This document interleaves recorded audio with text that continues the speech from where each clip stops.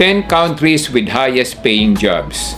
Yan po ang ating pag-uusapan dito sa Dad ng Bayan. Ako nga po pala si Michael Sai, ang inyong Dad ng Bayan. Dad ng Bayan ay lagi niyong kakampi, tutulungan ka at hindi. Marami sa ating mga kababayan na nagtatanong, kung nais namin maging OFW, saan kaya kami pwedeng magtungo at pumunta para makapagtrabaho at makatanggap ng mas magandang bayad? Yan ang ating ilalahad ngayon dito sa ating pag-uusapan. Number 10 sa listahan natin ay Taiwan. Sa Taiwan, merong humigit kumulang 140,000 pataas ang ating mga kababayan doon na nagtatrabaho bilang OFW. Marami silang mga pangangailangan katulad ng mga domestic helper, technician, caretaker, factory worker, at even magpagsasaka. Nangangailangan din sila ng mga magsasaka roon sa kanilang bayan. Ano po yung mga karaniwang pasahod nila sa Taiwan kung ikaw ay isang OFW? Bilang isang factory worker, kadalasan mga 70,000 pataas ang kanilang bayad. At kung ikaw naman na caretaker, meron silang more or less mga 90,000 na binabayad sa mga caretaker pataas. At mga technician ay binabayaran nila ng humigit kumulang 70,000 pataas. At even ng mga domestic helper na tumatanggap ng 40,000-50,000 pataas. Yan po ang number 10 sa listahan natin, Taiwan. Number 9, pang-siyam sa listahan natin is Japan. Sa Japan, mahigit kumulang meron tayong mga 300,000 na Pilipino doon, mga OFWs. Ang iba naman nakapangasawa na rin ng mga Hapon. Ano man naman mga pangangailangan nila?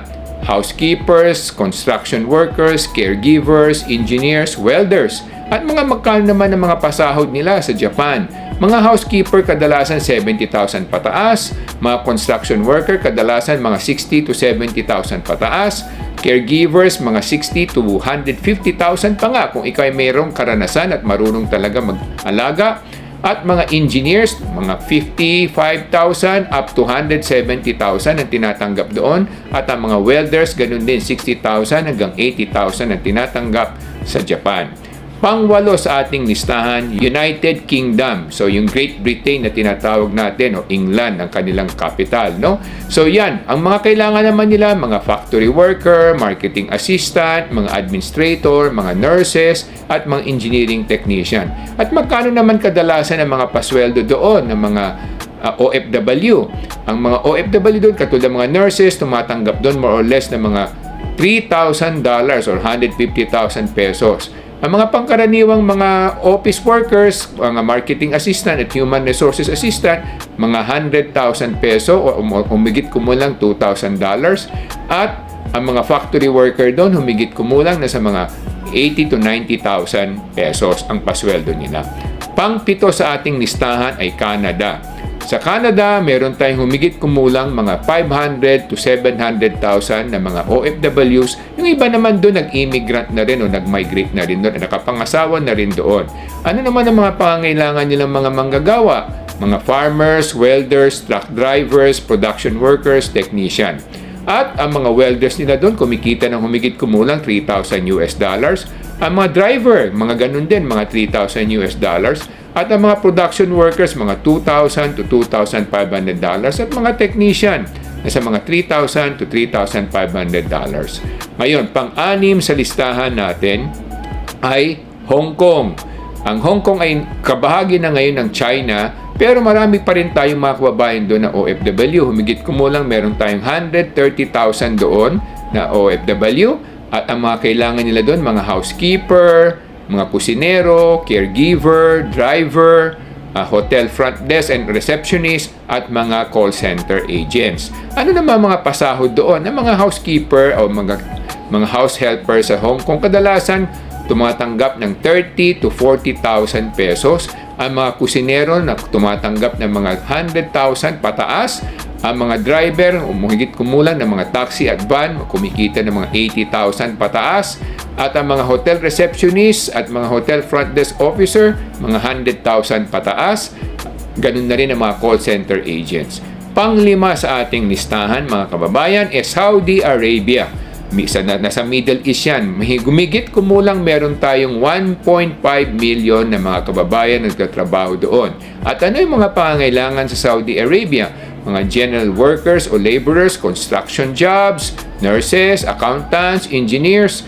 Ganun ang mga kanilang pangangailangan. Ang mga nurses doon kumikita ng humigit kumulang $2,000 pataas. Mga accountant, ganun din, $2,000 pataas. Mga engineers, $3,000 to $4,000. At ang mga construction workers, normally kumikita ng mga 40 to 50,000 pesos per month. Ngayon, pang-apat sa listahan natin ay France. Sa France, meron tayong humigit kumulang 150,000 to 200,000 na kababayan na naroroon. Ang iba ay OFW, ang iba naman ay nakapangasawa na at nag-migrate na rin doon. Ano naman ang mga kanilang pangangailangan? Mga karpintero, train drivers, electricians, welders, and metal workers. So, gano'n naman ang sweldo nila doon? Pag mga karpintero, humigit kumulang kumikita ng $2,500 pataas o 140,000 pataas.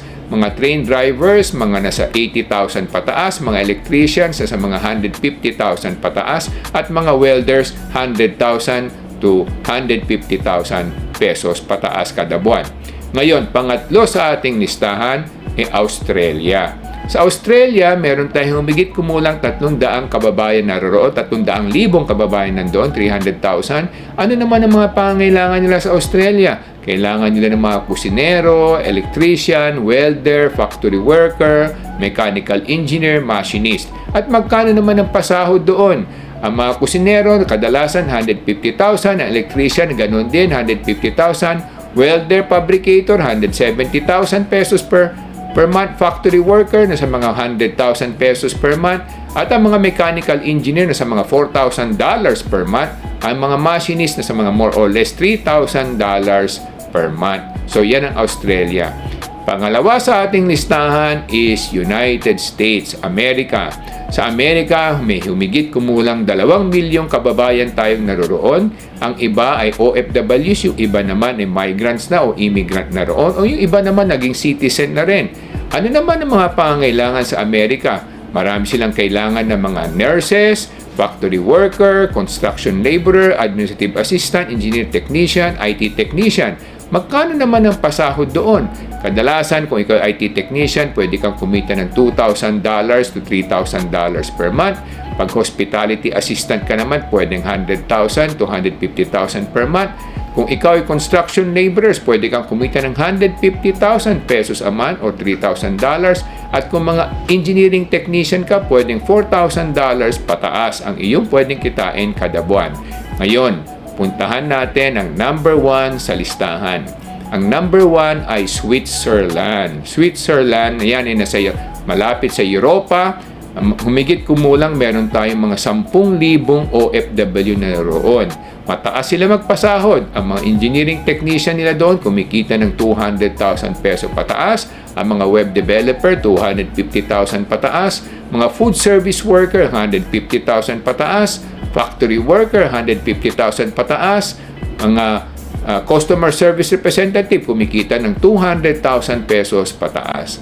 So yan po mga kababayan, ang 10 bansa na nag-aalok ng maraming trabaho at mas mataas na bayad. Ang kailangan na lamang, una, hasain natin ang English natin. Pangalawa, dapat pag-ibayuhin natin ang ating mga kaalaman at kakayahan para na sa ganun mas madali tayong matanggap. At pangatlo, huwag tayong maging tamad, dapat lagi tayong maging masigasig at masipag sa ating paghahangad na mapagandang ating kabuhayan para matulungan natin ang ating mga pamilya at ang ating bayan. Yan lamang po mga kababayan. Ito po si Michael Sai, ang inyong dad ng bayan.